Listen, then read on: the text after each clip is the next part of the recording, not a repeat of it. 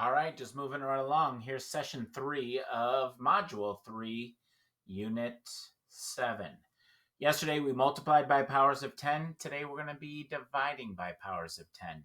All right, so you're going to need your student book pages 284 to 287 to do some work. And then for homework, just your student book page 288. Pretty simple day today. All right.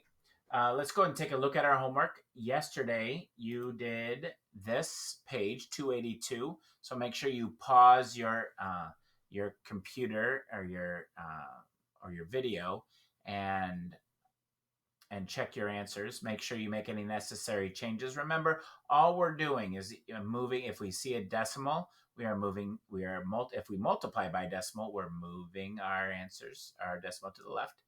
And if we are multiplying by a 10, we are moving my decimal to the right. All right, fairly easy. Just make sure that you made the necessary changes that you needed to make, or you've reached out to your teacher if you have any questions. Here's your home connections books, just a division review. You have lots of strategies and lots of things that you can try using array method, using ratio tables. However you got your answer is the best way for you. All right. And then lastly, we had our pages 280. What pages were those up there? 280 to 280 and 281. Here are the answers for 280 and 281. That is just multiplying by powers of 10. Remember, we did the pennies with the stamps, and now you are doing 10 cents for crickets, and you're doing $10 for t-shirts.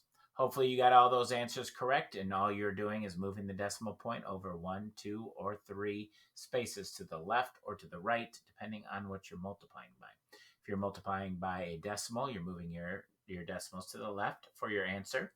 If you are multiplying by a 10 or higher, then we're moving our decimal point to the right. Okay? So now, dividing by powers of 10. So let's take a look. We did this yesterday. Divide these answers. Remember, we are multiplying by, or dividing by decimal, which is this number over here. Why don't you give me the answers to these problems, and what do you notice? Pause the video and make your answers. Okay, so if I am multiplying 10 by 1/10, right? I am moving my decimal what direction? I'm moving my decimal to the left 1 spot. I'm multiplying 1 times 10, which is 10, and then I move my decimal point 1 over. So what is 1/10 of $10? $1, right? 1.0. So what is 10 times 0.6? Well, what do you notice? I know what 6 times 10 is. That's 60.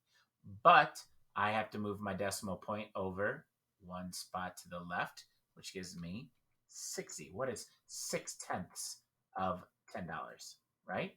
$6. How about what is 1/100th of $600? My math problem, I know 1 times 6 is 6. And then I have to move my decimal point over, or 600. 1 times 600 is 600. Then I have to move my decimal point over 2 spots, which gives me 6.00. My next answer is what is 4? So I multiply 4 times 600, which is 2,400, right? Then I have to move my decimal point over 2 spots. So if I go to 400 and move that decimal point over 2 spots to the left, because I am multiplying by a decimal or dividing, I have 24. And my last problem, 40 times 0.8. So first take my 40 times 8, and I get 320. And then I notice that there's 1 spot over to the left. So I have to move my decimal 1 spot over to the left, and I have 32. Whew, it's a good one. All right, so let's move on. All right, so let's take a look at your student book, pages 284 and 200 to 286. Just 3 problems, right? It's not a lot of work, but you just have to do things very similarly to that we did up in are multiplying by powers of 10. Remember, when we multiplied by a full 10, we moved our decimal point to the right. What do you notice when we divide by a power of 10? So we go from 20 to 2.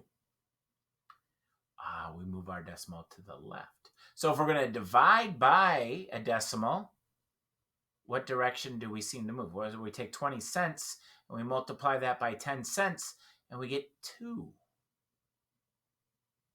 So what direction are we moving our decimal? We are moving it to the right. So now it's exactly opposite of what we did in multiplication, right?